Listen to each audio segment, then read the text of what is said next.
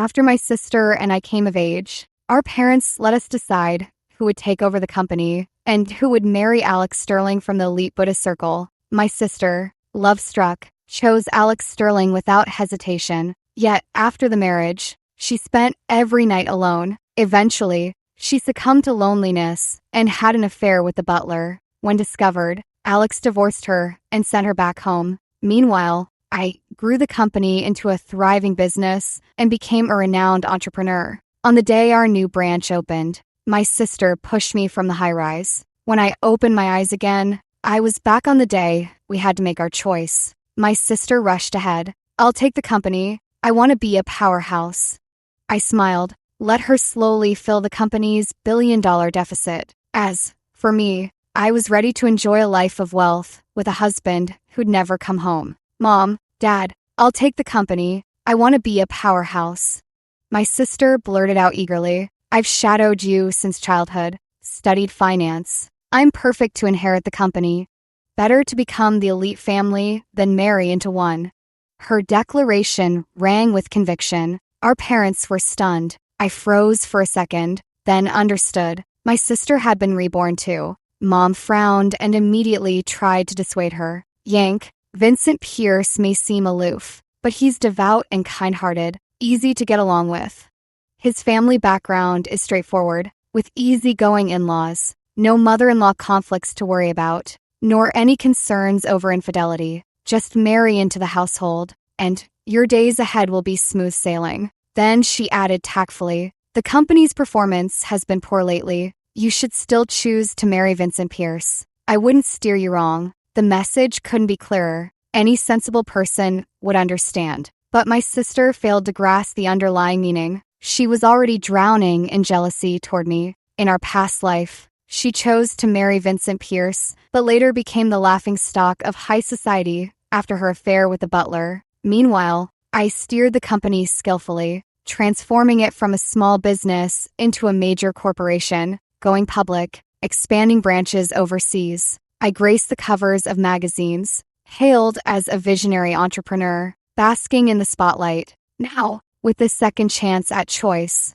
why would she change her mind just because of Mother's words? "Mom, save your breath. I've made up my mind. I'm taking over the company. So what if profits are down temporarily? I'm your own trained daughter. I'll turn things around fast and lead us to glory." Her hands clenched into fists, eyes blazing with fervor, as if already daydreaming about her future as a celebrated entrepreneur. I pressed my lips together, but a smile escaped anyway. The company isn't just underperforming, it's drowning in over $4 billion in debt. The banks have frozen loans, and we can't even pay salaries anymore. We're teetering on the brink of bankruptcy. In my past life, I drank until I vomited blood just to secure investments from those tycoons. They only lent me money to pay our employees out of pity. Even if my sister marries Vincent Pierce this time around, inheriting the company is off the table for me. Starting fresh would be far simpler. Mother heaved a helpless sigh. "Very well. Since you've made up your mind, you'll take over the company." My sister smirked triumphantly at me. "Sorry, little sister, but as the elder, I get first pick." The corners of my lips curled into a meaningful smile. "As long as you won't regret it, sister." She tilted her chin up, her eyes brimming with arrogance. "I'd never regret it. You're the one who'll be stuck in a loveless marriage with that ice-cold Vincent Pierce. Enjoy your gilded widowhood. All that glittering wealth, yet nothing but cold, hard cash to call your own. But me, my journey leads to vast horizons." I flashed a radiant, toothy grin, a husband with power, status, and wealth, giving me face in public, funding my private life, and most importantly, never home. What's so bad about playing the occasional widow? I've earned every bit of it. My sister's first act after taking over our parents' company was a boastful social media post. Better to become the elite family than marry into one. The accompanying images showed several stock transfer documents and a shareholders' meet and greet. In the photos, she beamed like a blossoming flower, radiant and dazzling, clearly in high spirits. No sooner had I liked the post than my sister called to gloat. "Little sister, I'm now the CEO of Pierce Holdings. a multi-billion fortune. Everyone calls me the young CEO these days.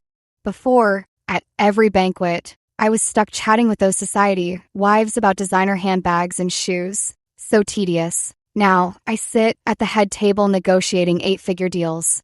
No use being jealous. You're destined to remain some man's caged songbird. Pathetic, really.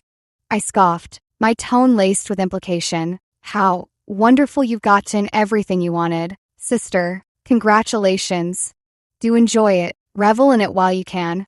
Because in a few days, the revelry ends.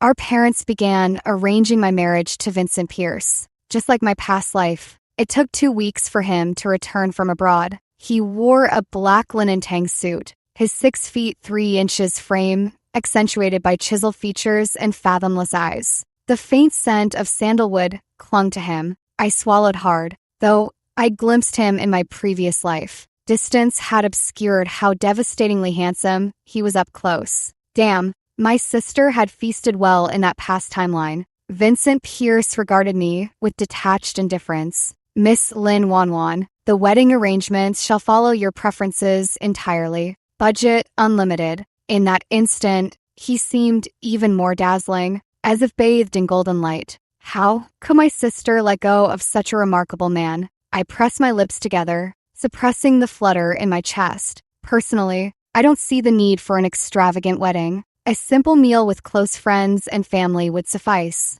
A flicker of something unreadable passed through Vincent Pierce's eyes. He asked uncertainly, "You truly mean that?" I nodded with a smile. "Yes, I know you're wealthy, and I know you're generous. But my married friends all say weddings are exhausting. Waking at 3 a.m. for makeup, dieting just to fit into a gown. Rather than wasteful extravagance, we could put that money toward charity."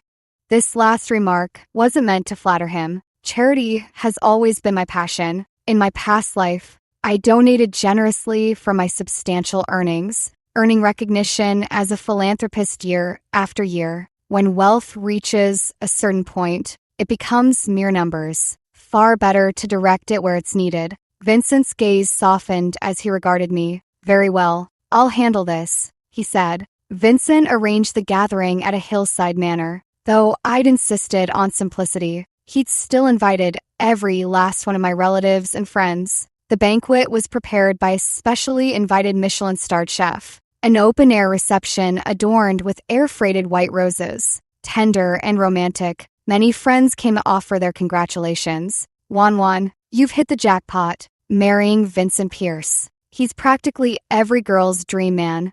The Pierce family estate has stood for over a century. Holding your wedding here proves Vincent truly adores you. Come on, tell us, how does it feel to marry such a handsome, wealthy, and gentle heir?" Just as I was about to answer, my sister's snide voice cut in from the side. "What's there to envy? Not even a proper wedding. Clearly, he doesn't think much of her. So, what if Vincent Pierce is rich and good-looking, always buried in work or chanting sutras? Marrying him is no different than being a grass widow. A woman must stand on her own. But you, little sister, this is as good as it gets for you." I scoffed and replied leisurely, "How touching, my dear sister's concern for me, though to outsiders, it might sound more like sour grapes." The crowd burst into laughter. My sister flushed crimson. Jealous? Never. My aspirations stretched to the vast horizon. What use is a mere man? Her words rang righteous and grand, all pomp and pretense. I might have believed her, had she not cheated with the butler in our past life and aborted his child multiple times. As her younger sister, I smiled sweetly and replied, "How progressive of you, sister. You're truly unlike ordinary women." My sister preened with pride. "Of course, I'll never rely on men. I'll run this company so well that everyone sees women are just as capable." Her ringing declaration drew sidelong glances from the crowd. Chin lifted, she basked in the spotlight. I took a genteel sip of champagne, quietly savoring her performance. The term "killing with kindness" was tailor-made for her, a modest return for pushing me off that high-rise in our past life, while others treasured their wedding night like gold. Vincent Pierce, the abstinent CEO, remained in his study until 2 a.m. I thoughtfully brought him a bowl of snow fungus and lotus seed soup. He dismissed me coolly. You rest first. I'll sleep here when I'm done. Won't disturb you. Then he slid a black card across the desk. No limit. Buy whatever you want. An obvious attempt to buy me off. Pretending indifference was futile, but I was greedy. I wanted to learn from him, though I'd been a successful entrepreneur in my past life. I paled next to apex predators like him at the pyramid's peak. I spent over a month experiencing the life of a wealthy elite family's pampered socialite. Plenty of money, endless leisure, but utterly devoid of excitement. I still thrive most when navigating the business world. No amount of gifted wealth ever feels as substantial as money earned through my own efforts. I playfully batted my eyelashes. Working overnight takes its toll, so let's grab a bite before diving back into battle. Vincent Pierce's fountain pen hesitated mid-signature as he lifted his gaze to meet mine. With a light chuckle, I slid the card back across the table. I know you married me to fulfill your parents' wishes. You can give me money and status, but never love. Funny coincidence. I only agreed to this marriage because of parental pressure too. We could draft a prenup. Either party gets to walk away upon finding true love, or simply growing tired of this arrangement. But I have one condition. Let me serve as your executive assistant for 3 months. Consider it a learning opportunity, and we'll tell outsiders it's our newlywed honeymoon phase. Don't worry, I know my place. Outside work hours, I'll maintain a 3-meter radius. With someone of his caliber, directness works far better than coy pretenses. I presented him with an offer he couldn't refuse. After brief consideration, he gave a nod of agreement. Deal. Working under CEO Pierce meant skipping 9 meals in 3 days. The man was perpetually swamped. Endless meetings, relentless product development cycles, factory inspections without reprieve, not to mention his globe-trotting for high-stakes negotiations. Not only did he eat sparingly, but his meals were entirely vegetarian, enough to whittle my plump cheeks into a sharp jawline, much to this carnivore's dismay. Eventually, he caught on and hired me a personal assistant, even assigned me a private chef. I declined sheepishly. As your executive assistant, such extravagance seems inappropriate. He lifted his long lashes and drawled, only well-fed employees work efficiently. Field staff all get meal allowances. This isn't special treatment. No wonder Vincent Pierce remained unshaken atop the corporate pyramid. He genuinely treated employees as human beings. Though Vincent was work-obsessed, he always took Sundays off, just as I planned to sleep through the day to recharge. Mother called insisting I come home for dinner. I nearly refused until realizing my sister must have learned about the company's crippling debt by now. Sleep could wait. This drama couldn't. Sure enough, I'd barely stepped inside when sister's accusatory voice lashed out at our parents. What exactly have you been doing these years? A perfectly good company bleeding losses for 3 straight years. $40 billion in debt, unable to pay salaries, banks cutting credit lines. How am I supposed to clean up this colossal mess? Mother wore a look of contrition. Yank, don't worry. We'll definitely help you get the situation under control. Your father and I are already borrowing money. How blatantly partial they are. In my past life, they never helped repay my debts. Just said they were too old and stressed, leaving me to figure it out alone. But when it's sister's turn, suddenly they'll handle everything. Not that it matters. After all, sister's a good-for-nothing. Sister let out an irritated huff. You better borrow that money soon. Accounting's been hounding me about payroll transfers. I've been utterly humiliated. Spotting me, her fury flared. Little sister, did you know the company was drowning in debt? You set me up to inherit this trash heap, didn't you? I feigned wide-eyed innocence. Sister, what are you talking about? I don't understand. She scrutinized my eyes, found no tells, then angrily hurled a cushion. God, this family's nothing but headaches. Tell Vincent Pierce to invest in my company. $50 billion for now. I'll ask for more later. This is urgent. Transfer must clear within 3 days. Go demand the money now. Her entitled tone made me laugh outright. I spun lies without hesitation. Sister, I've seen Vincent exactly once since our wedding. Getting money? I can't even get an audience. On our wedding night, he worked in his study until dawn. I was furious and quarreled with him. After that, he never came home again, and the bank card he'd given me was frozen shortly after. Rumors paint him as generous, but that's pure sensationalism. Hearing my grievances, my sister's expression visibly brightened. She began sneering. Thought you were so capable, didn't you? Look at you now, still expecting money from Vincent Pierce. What a pipe dream. Forget it, Mom. You and Dad should borrow the money instead, and make it a hefty sum. That mess won't be cleaned up for less than $5 billion. She even threw me a sidelong glance, her tone dripping with arrogance. Even if my company is in debt now, it won't be long before I turn things around and join the true elite families. The smirk on my face was harder to suppress than an AK's recoil. Oh, I believe you, sis. Since we were kids, you've never failed at anything you set your mind to.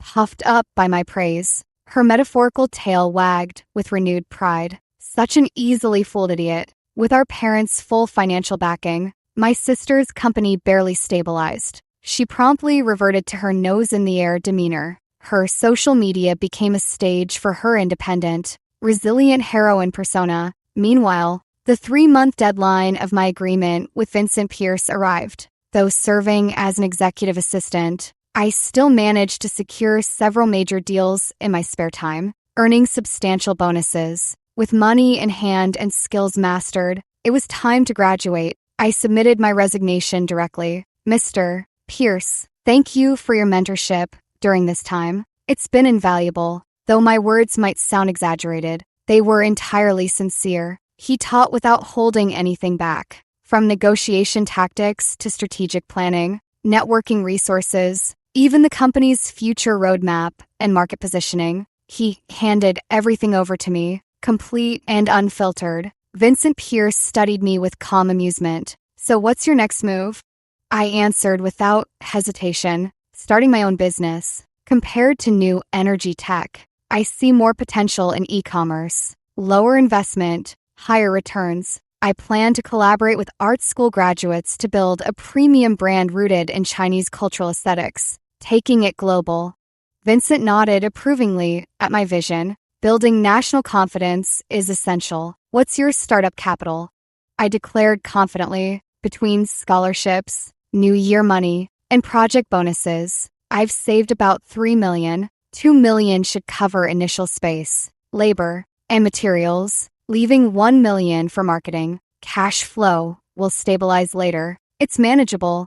He slid me a check. The figure glaringly read $50 million. Since you're targeting luxury, secure premium office space. Establish the brand's tone clearly from day one. Consider this an advance payment for first-right partnership after your brand's successful IPO. Your aesthetic sensibility is uniquely inspired. I have every confidence in your success. His words sent a tremor through my heart.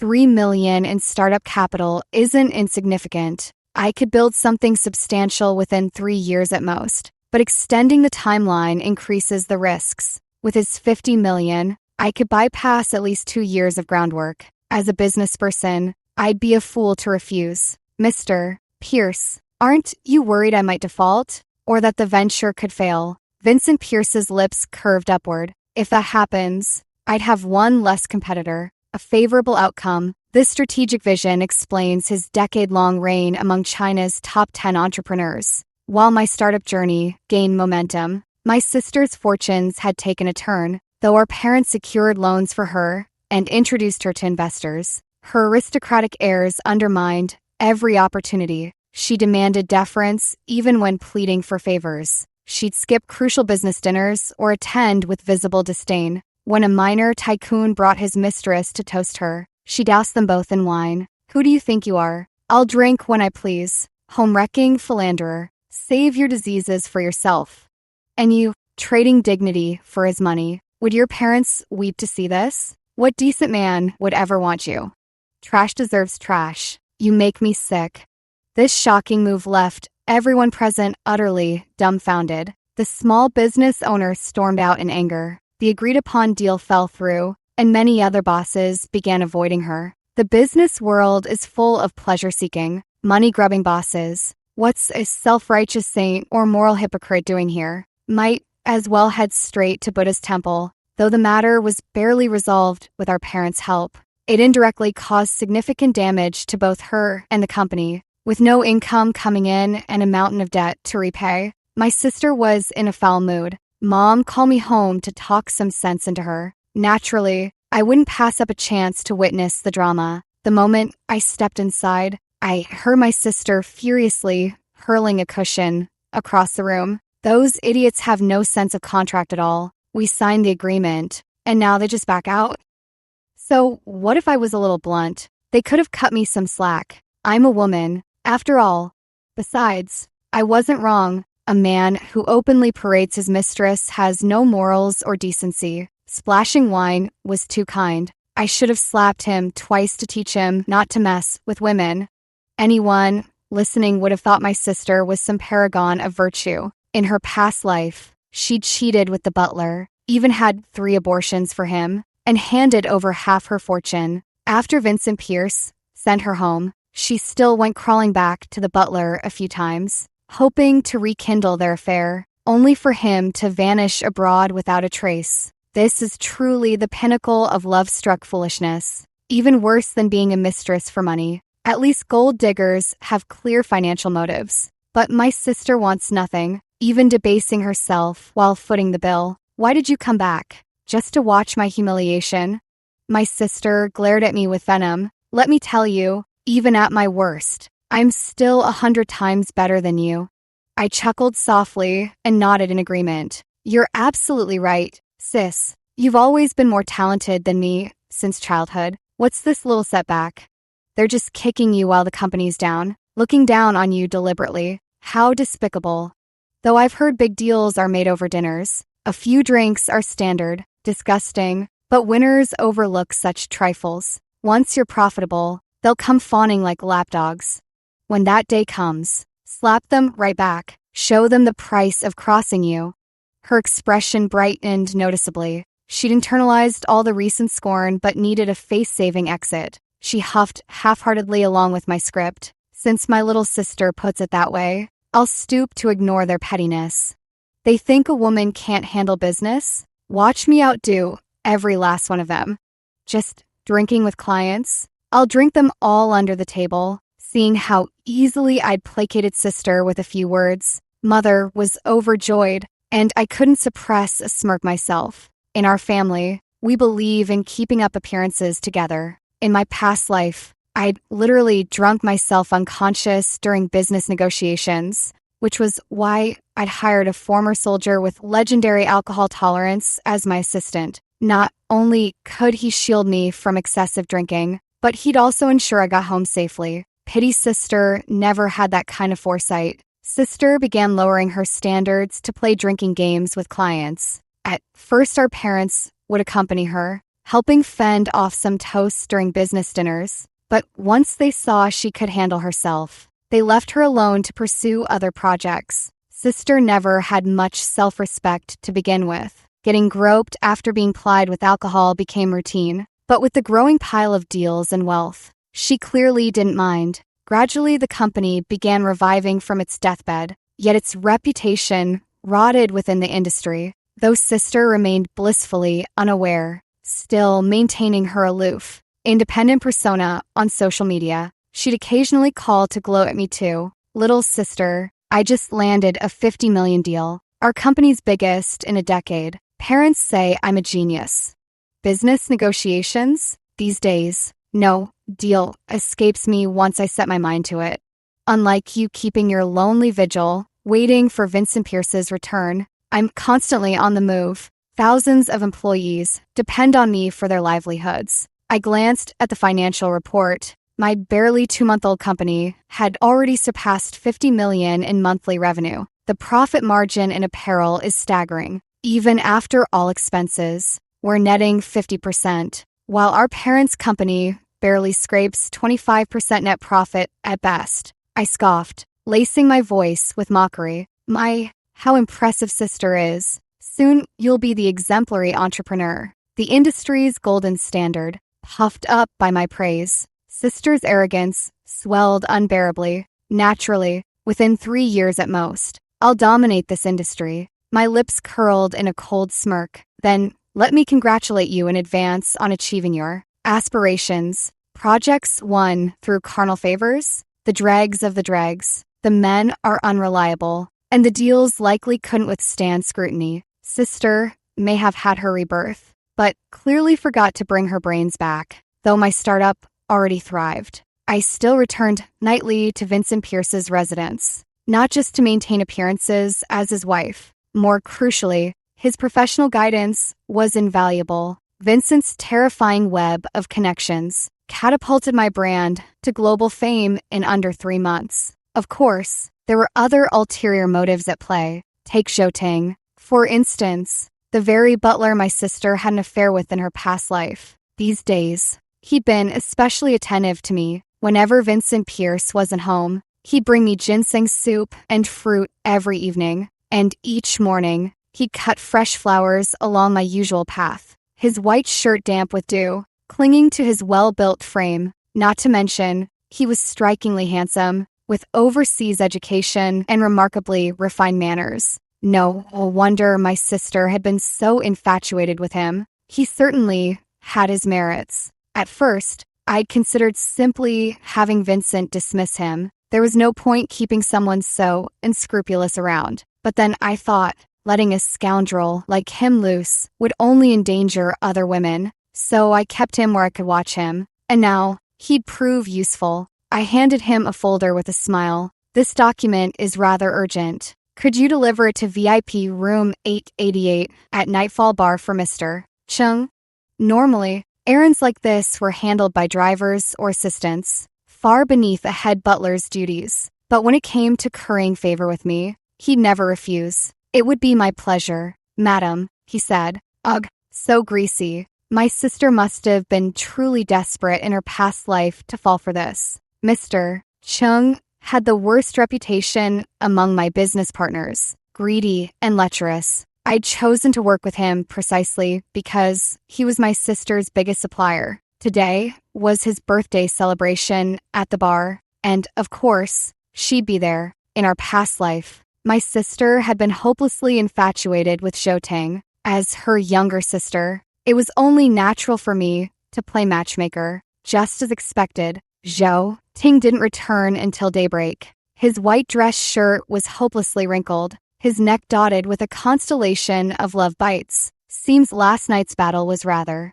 intense. Zhou Ting didn't disappoint me. Within a week, he'd upgraded his entire wardrobe to designer labels, was driving a Bentley, and voluntarily resigned, claimed he was starting a bar business, had even secured a prime downtown location, even promised to invite us for the grand opening. I smiled meaningfully. Of course, we wouldn't miss it.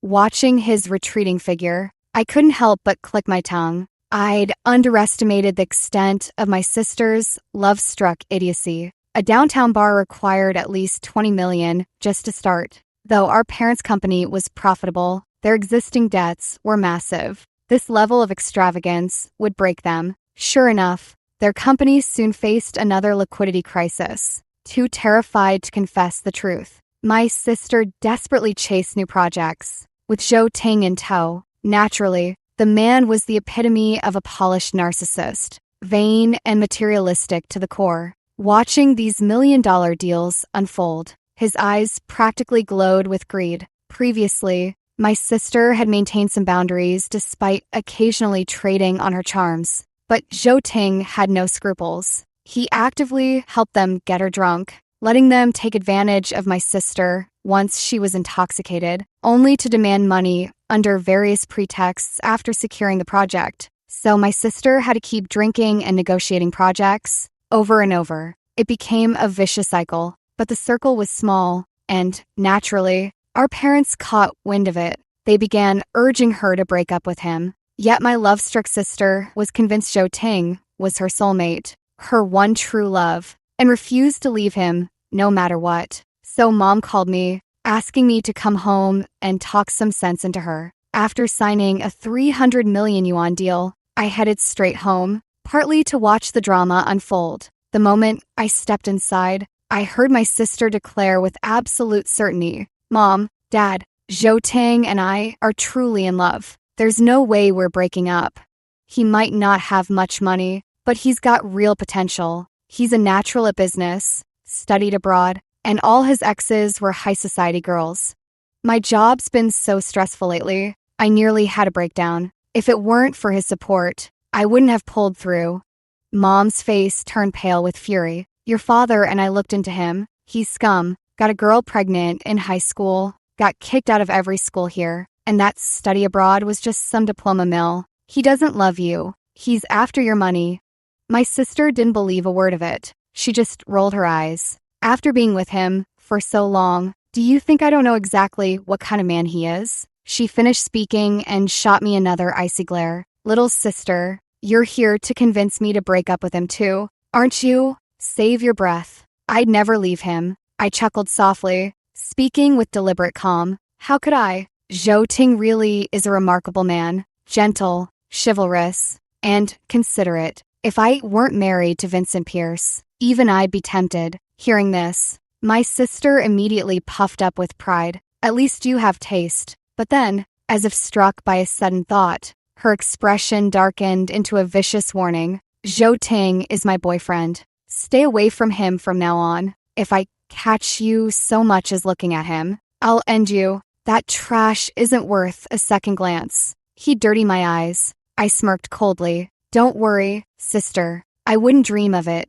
Watching this unfold, Mother wrung her hands in distress. "Wan, Zhou Ting is no good. He's already squeezed over 50 million from your sister in such a short time. The company's funds can't even cover operations now." My sister scoffed dismissively, declaring with absolute certainty, "Every business has its ups and downs. No need for hysterics." When I took over, the company was bleeding money with barely any deals. Now, our factories are overwhelmed with orders. All thanks to me. Just money? I've got several major international clients lined up. Once those deals close, we're looking at 400 to 500 million in profit.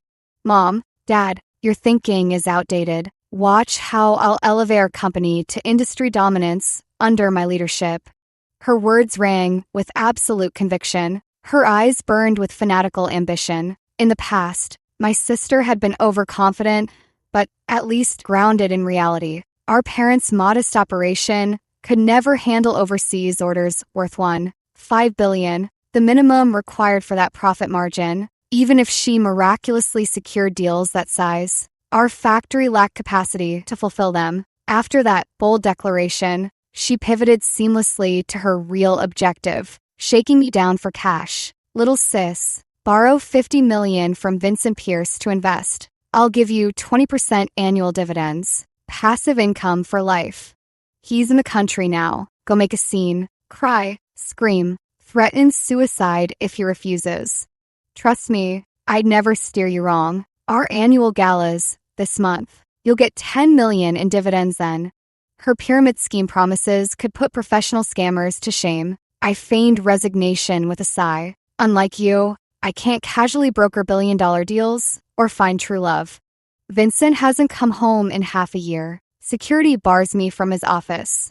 Sister, how are you so amazing, thriving in both career and love? It's truly enviable." Though displeased by my words, she didn't lose her temper. With scornful disdain, she sneered, "Little sister, don't take this the wrong way, but you're utterly useless. Miss this opportunity, and no amount of begging on your knees later will change anything." I pressed my lips together, swallowing back the smirk with difficulty. The people who lent money to our parents have been pressing for repayment, the bank included. This year-end company gala promises to be quite the spectacle. After returning home, I hired a private investigator to look into my sister. I needed to know where she got the confidence to secure those 9-figure deals with foreign clients. The findings were both expected and not. Zhou Ting had taken her to the infamous Ocean Heaven orgies, wild, depraved gatherings mostly attended by foreigners. My investigator ran into a competitor during surveillance. They captured the same photos and offered me exclusive rights. For a price, a warning followed. If I declined, they'd release the images during her company's gala. I nearly laughed aloud. Why would I suppress such a gift? Even if they backed out, I'd make sure it happened. A quick background check revealed the rival PI was the scorned mistress of a CEO my sister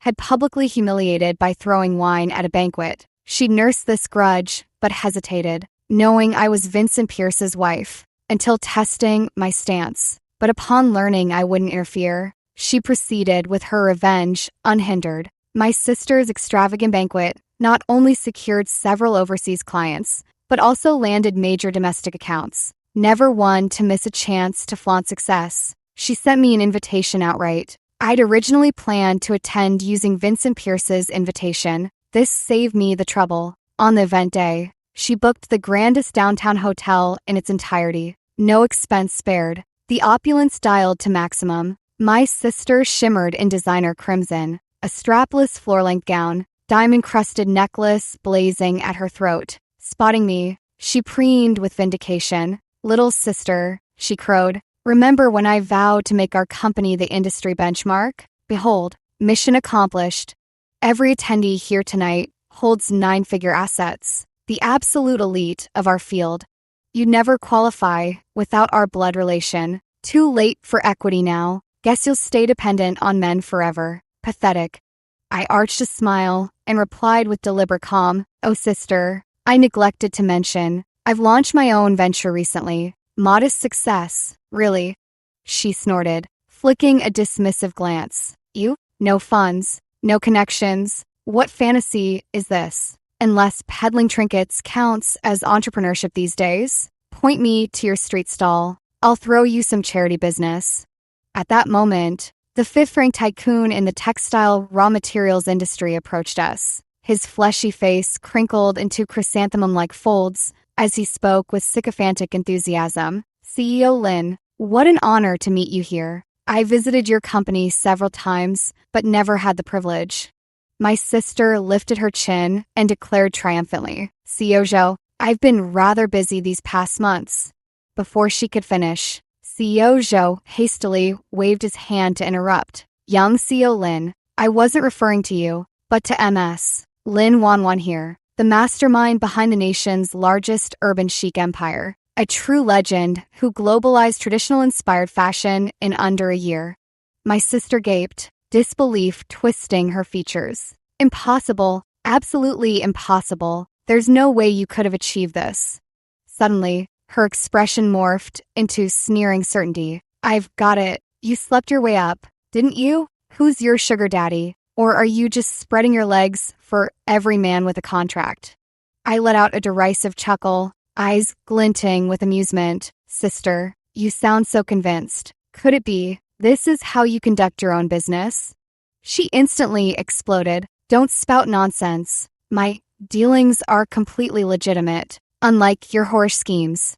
Just then, a mocking female voice cut in from the sidelines. "How dare you say that, young CEO? Have you forgotten how you slept with my benefactor to secure that contract? You were downright shameless in bed, with your pimp boyfriend Zhou Ting right there watching. Quite the trio, weren't you? 9 out of 10 male executives at this banquet have had their turn with you. You call me filthy? What does that make you? A colleague? At least I've only been one man's mistress. You've serviced dozens." The room erupted in jeering laughter. My sister's face flushed crimson as she pointed a trembling finger and shrieked in fury. "Where's your proof? This is slander. I'll sue you into oblivion. Security, throw her out." The woman smirked and snapped her fingers. The celebratory digital screens flickered, then displayed a graphic orgy, with my sister's unmistakably pleasured face center frame. A blood-curdling scream tore from my sister's throat as she thrashed wildly. "Turn it off. It's fake. All fake." Several attending tycoons appeared in the footage. White-faced, they stormed the stage to smash the screens. The venue descended into chaos. Overnight, my sister became the laughingstock of high society. Partners withdrew investments like rats fleeing a sinking ship. The once thriving company collapsed overnight, declaring bankruptcy by dawn. Banks, suppliers, creditors, they all came knocking with fists full of IOUs. My sister had spent every last penny on Zhou Ting. Now penniless, she demanded he sell his luxury cars and mansion to repay her debts. Zhou Ting pretended compliance while secretly buying a plane ticket abroad with the funds, even taking out massive loan shark debts in her name before fleeing. Just as he reached the airport, my sister intercepted him. My private investigator proved exceptionally competent. When she confronted Zhou Ting for the money, he pinned her down and beat her savagely. "What you gave me is mine now. Dream on if you think I'll return it. You're just a cheap slut. Did you really think I loved you? A worn-out whore who threw herself at me the moment we met. If loan sharks chop you up for the money, that's your fate. Nothing to do with me."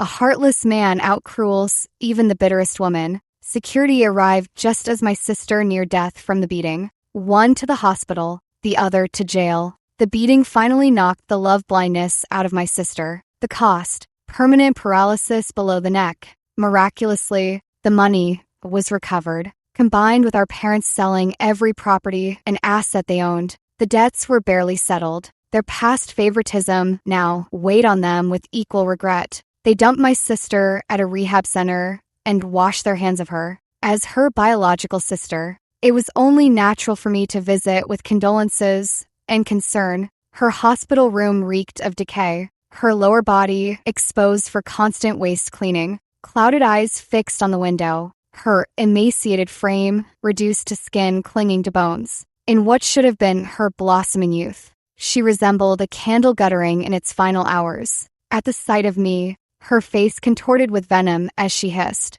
"Here to gloat? Let me tell you, even if I'm suffering, you're no better off. What good is your money? Vincent Pierce doesn't love you. You'll die a neglected wife. More pitiful than me." I twirled the 10-carat pink diamond on my ring finger. "Really? How unfortunate." I scoffed. "Not only am I wealthy, but Vincent adores me. This ring? He bid $30 million for it at auction. And this imperial jade bracelet, you recognize it, don't you? The Pierce family heirloom. You may address me as Chairwoman Lynn, or Mrs. Pierce. I built my own elite family. As for the love you've craved, I have that too." My sister suddenly shrieked with dawning horror. You've also experienced rebirth. When did it happen?" I smiled leisurely before responding. "Of course, it was the day you told our parents you'd inherit the company. How utterly foolish you are, sister. Armed with the advantage of rebirth and the blueprint of my previous life's corporate takeover, you still managed to run the company into the ground. Your meeting with Zhou Ting at the bar wasn't accidental either. I orchestrated it meticulously. Who knew you'd trip over the same stone twice?" My sister's eyes burned crimson as she shrieked like a madwoman. "Lin Wanwan, you vile creature. May you die horribly. May you rot in hell." My lips curled in a frosty smile, eyes glacial. "Whether I die horribly remains to be seen, but your remaining years will be living hell. I specially invested in this rehab center just for you, dear sister. Do try to endure it." With that, I rose gracefully to leave. Behind me, my sister's hysterical curses echoed, music to my ears. Just outside the rehab center, a Rolls-Royce Phantom waited at the curb. The door opened, revealing Vincent Pierce's impeccable silhouette in a tailored suit. He took my bag without a word, his expression cool, yet softened at the edges. "You mentioned wanting coastal property. I acquired a parcel at auction today. Shall we view it?" Yank. Vincent Pierce may seem aloof, but he's devout and kind-hearted, easy to get along with.